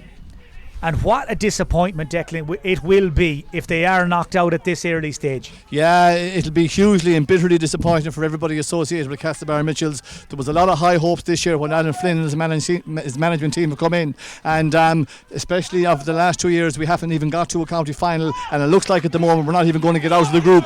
We've fallen a long way from the heady days of winning 3 in a row back in the middle of this decade, and it looks like a long way back for Castlebar Mitchels now. Breaffy 3 points up against Charlestown. Westport, the pressure is relentless. It's Oisin McLaughlin, and the man who scored that famous goal in Croke Park the day Westport won the All-Ireland Intermediate Championship has probably put the signature on this famous senior championship win here in Breaffy. Just jogged through, fires over the point, and at 14-8 it looks done and dusted. In fairness, Mike, it was well over before that point. Castlebar not threatening anything at all here. Is a high hopeful one into Conor Stenson. He's not going to get that though. Well, at this stage Castlebar reduced to long aerial raids, bombardments almost down on top of that Westport full back line. But Westport well able to cope with it, well able to deal with it, no bother to them. And when you've got the former Footballer of the Year, Lee Keegan, in your ranks, well, you can manage a lead like this at this stage of the day without any major issues. What a season, what a few weeks it's been for Westport. Martin Calvey in his first season as manager. They haven't lost a game yet, unbeaten in the Michael Welch. They had a couple of games there before they hit the championship. They produced the goods here against Breaffy 3 weeks ago. They had plenty of high points on the way to that dramatic draw against Charlestown at home. And now they have come again here this evening and produced the goods when there was so much pressure. There was so much riding on this game. We wondered, would the inexperience of youth be an issue? We wondered, would the reputation of Castlebar Mitchels, what would that count for when all was said and done? Well, we've got our answer. We have very little, to be honest with you, Mike, is the unfortunate answer, and Westport have won this really. I know that it's 14 points to 8. Westport have left a few scores after them, and really Westport have won this on a canter. We talked about the group of death, but this game actually didn't live up to the billing, because in the first half, okay, it was tight enough, but Westport are much the better team here today. There is absolutely no doubt about that whatsoever. Rory Byrne coming down along the left wing for the Mitchells. At this stage, though, they are looking for a score or two perhaps that might gloss that final scoreline. They are playing for pride. They are looking to take that, let's be honest about it, quite lopsided look off the scoreboard. Just 8 points. It is a very meagre return as the Westport forward line clicks into gear and Killian Kilkelly helps himself to another one. Well, everybody in a Castlebar jersey had decamped down the field. They were chasing a score. Ball turned over and Kilkelly with the finish. 15-8. 15-8, yeah. 15-8, nearly double scores, and I think it's probably a true reflection on the outcome of this game here. Referee Kevin Kennelly will let us play on just a little longer. I'm intrigued to see a little later who Declan selects as his man of the match from this game. You can be sure it will be a Westport man. Only question is who exactly. As Castlebar keep on plugging away. Neil Douglas here with the ball. Connor Stenson is showing for it, to be fair. Douglas instead drills it across to Shane Hopkins. Inside to Paddy Durkin. Perhaps there's a one late goal chance for Castlebar Mitchells, but not to be. Across comes Ben Doyle and the final whistle sounds. Westport through to the quarter-finals of the Senior Championship, and the mighty Castlebar Mitchells knocked out by their neighbours in this West Mayo derby. 15 points to 8 the final scoreline, and nobody can argue with the final results, Declan. Westport worthy winners. No, absolutely. It's as comprehensive as it looked, Mike. 15 points to 8, 1 point off double scores. Westport in the third quarter pulled away. Again, they looked like they were getting a little bit nervous. That time, the same way against Breaffy, but Castlebar didn't ask them the questions they needed to. Castlebar looked get under the wire here. Looked a pale shadow of the team that I suppose was winning county titles a couple of years ago. Maybe this team has come to an end, but this is about Westport. Westport, 15 points to 8, nearly double scores, full value, absolutely full value for the win today. And I suppose, in all honesty, they probably and should have won by more. Colin, we'll get your thoughts for a moment. You've had a chance to take it in maybe a little bit more than Declan at this stage. What are your initial thoughts after watching Westport? Yet again, they've defied the bookmakers, they've defied a lot of the experts, and they've just gone and knocked Castlebar Mitchells out of the championship. I suppose this isn't a project that's been a long time coming from Westport. They've been winning so much underage and put so much in that this performance, their third quarter performance again, was phenomenal. Like when they just drove away, kept Castlebar. Now they did kick a lot of wides again and did leave the back door. That's something that if they go up against the likes of a Ballintubber or a Ballina, they're not going to be able to do, and that they're going to have to stop that, but they were putting a phenomenal third quarter quarter performance. They bet Castlebar all over the park in the second half. Like, there was no doubt from about 5 minutes in that they were going to win. They were going to win this game, and they've put themselves into a really, really good position. And nobody's going to want to get these lads in the quarter final at all. Like, they're a serious team. And they're a very young team. They run at such pace. They break at pace. They can play such smart football. And even when Castlebar were putting the ball in there, they were getting hands in, knocking away. They were tenacious in the tackle. Like, they're going to be a serious side to try and beat in this championship. Declan, I know it's a difficult evening to be a Castlebar Mitchels supporter, but can you try and put into context for us the significance of this win for Westport and defeat for Castlebar? Just try and maybe put some sort of perspective on it first. Yeah, well, the first thing I have to say is today is about Westport, not about Castlebar. There's no doubt about that. The best team by a country mile won here today on a scoreline of 15 points to 8, and they dominated proceedings really from start to finish. I know at half time it was tight and Castlebar had done a really good job on Paddy O'Malley's kickouts and they had gained territory there, but Westport always looked a real threat. They always looked like they could break anywhere in the full back line, and more importantly, they have scores up front and they have people that can get them scores, and that's going to be hugely important for them going forward. Now, it's just a group stage. They've got out of the group. That's what they've done. They deserve full credit for doing that. It was termed a group of death, not really a term I'm overly familiar with. All I know is that it was a really tough group to come out of. Westport got there and they came out, and deservedly so. For Castlebar, that we have a look of a team that maybe that great team in the noughties that won so much, and we have so much to be proud of in our own club. It looks like the time is catching up with some of the members of that team, and now it looks like it's going to be rebuilding. I wouldn't really use the term transition from Castlebar Mitchels, because being a member of that club with the playing population that we have and the resources at our disposal, I don't think we can be in transition for too long. We simply have to dust it off and go again with a younger team next year and try again. But this is about Westport. This is about them getting it one over in Castlebar, getting out of the group and getting into a quarter final. They fully deserve it. So what I'll say is congratulations to Westport. Declan, we'll talk momentarily about turning points.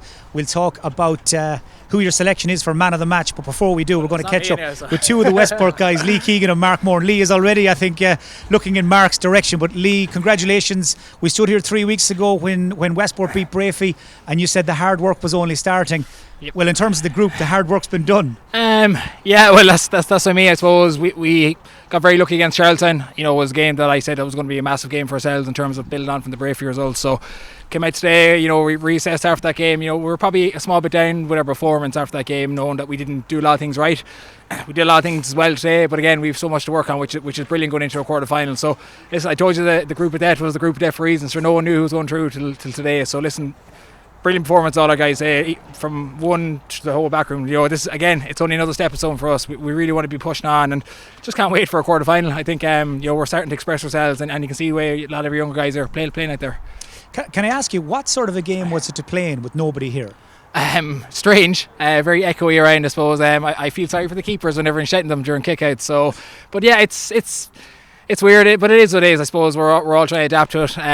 Listen, as I said to the Castlebar lads, it's great to be playing football on the Saturday. We're very lucky. If you told me 3 months ago this is the situation, I would take your left or right arm off for it. So I mean, it's as strange as it is, it's still championship football. Crowd or no crowd, we still have to go out and perform, and today we got a performance. So we look forward to build on it. I'm guessing as well, it doesn't take the gloss off a Westport win over the Mitchells in the senior championship. It has a nice ring to it from a Westport perspective. Yeah, and I suppose a lot of people are calling it a derby game. I wouldn't be so sure about that. This is our first time beating Castlebar at senior level. So I mean, again, it's a step block for us for this young group. Mitchells are the standard bearers for the last 5, 6, 7 years. Them and Ballintubber, Breaffy. These teams have been thereabouts. Today we just put in a huge performance. We knew we had the legs in the third, fourth quarter. We got motoring it all. So, and that showed again today. Our youth and exuberance, bar myself, maybe, and Kevin Kane, we're letting the other younger boys do all the running for us. So listen, to be a team like Mitchell's, it's by no means an easy step, but it's again, we targeted victory today and we got what we wanted, and we as I said, it is a stepping stone for a quarter final. It'll mean nothing if we don't win again next week. One favour to ask you, could you do a Pádraig O'Hora on it for us? Are Westport going to win a county title? I'm not that bad. Horn will probably kill me if I said anything out of line, so I'm sure. How's that game going? Because if Sonny doesn't win, he'll be getting his head chopped. So no, I'll keep it. Listen, we'll reassess after today. We'll look forward to training during the weekend, and I'll keep it very diplomatic. We'll just look forward to a quarter final next weekend. Lee, thank you very much. Mark Moore, congratulations. That was some performance by Westport and some performance by you. You looked like you were enjoying yourself out there. Oh yeah, I was. Yeah, it's just fucking getting out there, expressing yourself, really, putting in the hard yards, and that's about it. Tell me, I'm curious, what was the message? What was the mood like in the Westport camp during the week, in the lead up to the game?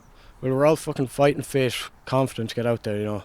We all know ourselves, our ability that we have to win the game. So we're all just putting in the fucking hard yards. I keep cursing now. Yeah, you're getting caught up in the emotion of it all. Yeah. So, yeah. Tell me one particular score. You kicked a few nice ones, but one stands out. That dummy. We're not quite sure exactly where the Castlebar Mitchels defender ended up last seen heading for Ball.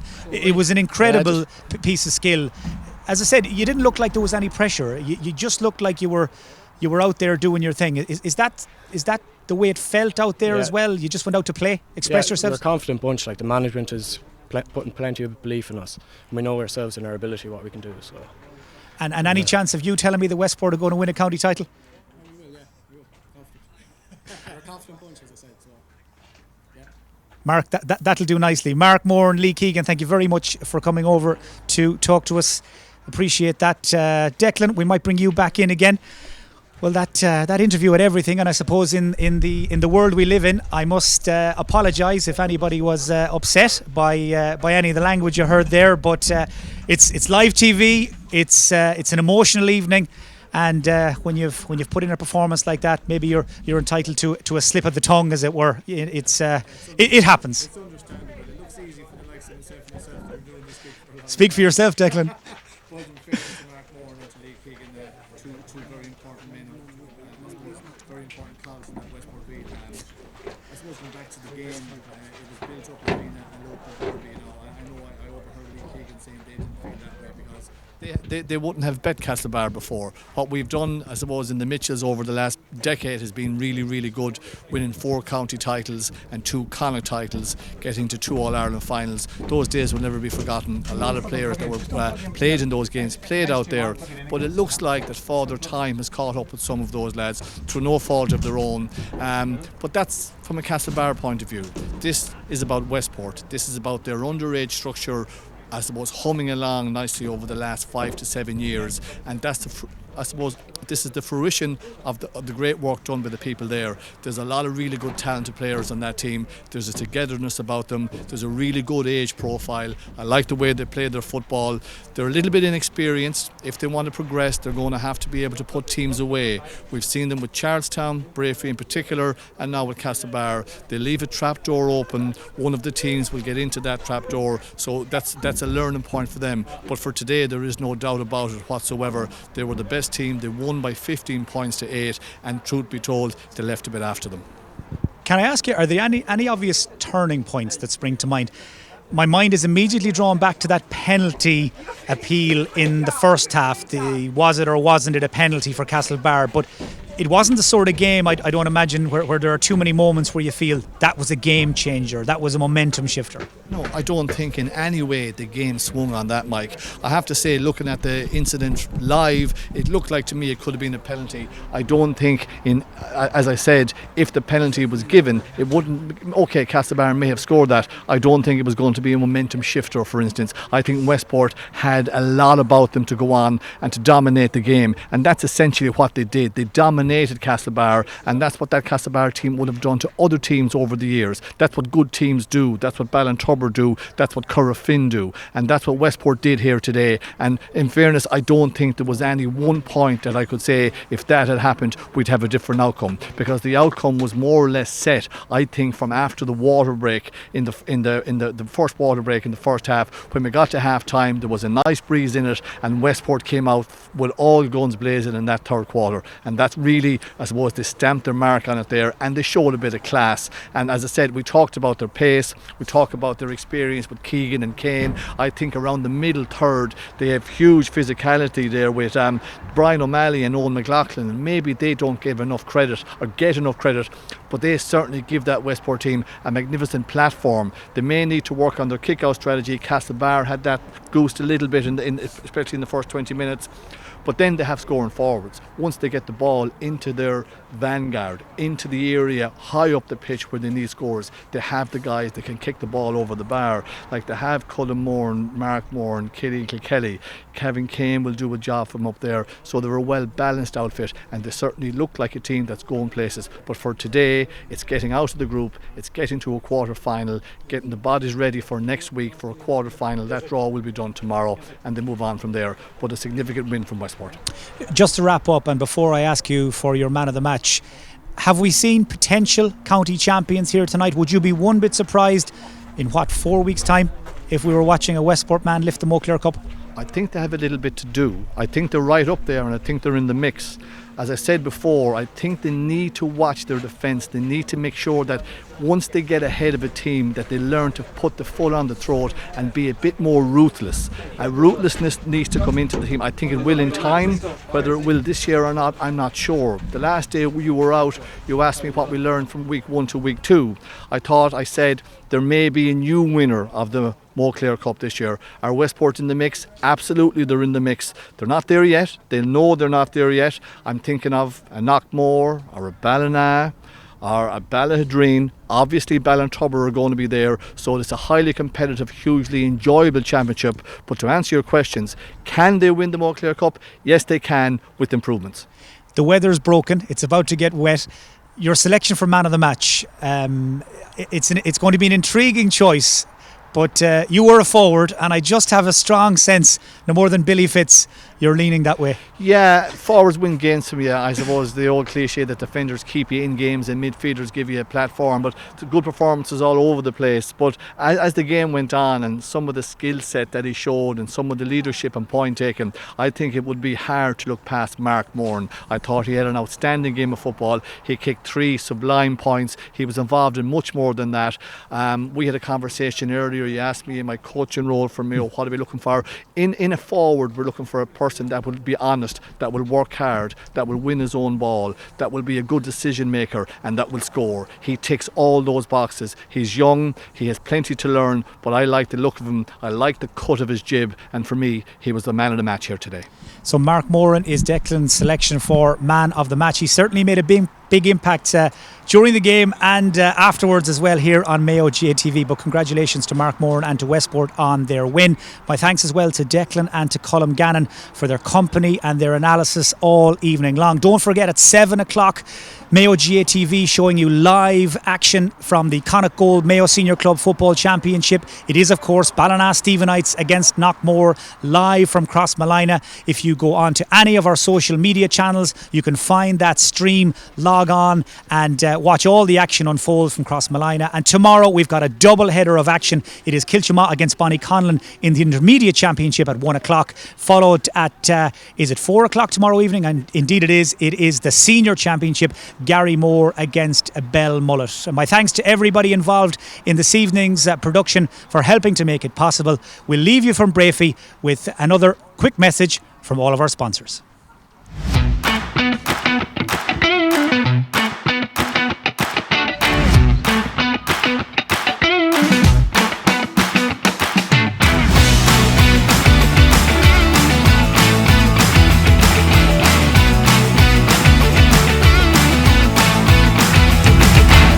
Chamber of Commerce, we've been operating for nearly 60 years.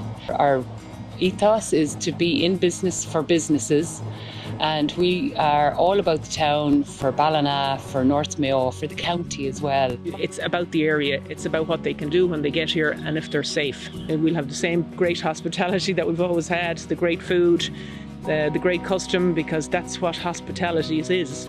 Lately there we just said to ourselves that look, we're going to start doing takeaways. The famous 5 as we call them. You know, the famous 5. What are the most popular dishes to use? It's surviving for us, it's working great. I suppose my role is to try and raise the profile of the area to people outside the area and encourage them to come here on holidays. So I suppose over the last 4 or 5 years we've really been building to get to that point where we can start to put ourselves on the map a little bit more. If you'd like more information, all you have to do is visit ballina.ie.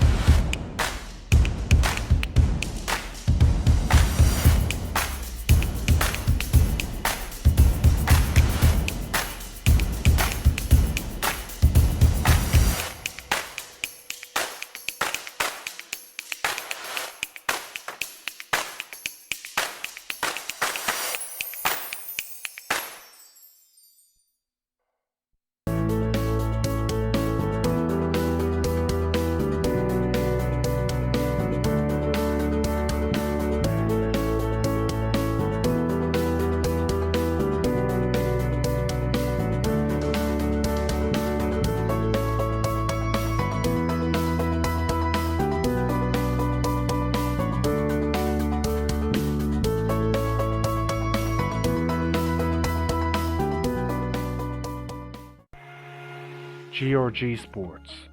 We are Mayo's #1 sportswear provider. Check out our high-performance sports range today. Partnering with clubs across Ireland, set up your club shop or kit out your team with bespoke, high-quality sportswear. Be game ready. Visit grgsports.com or follow us on social media. Support local.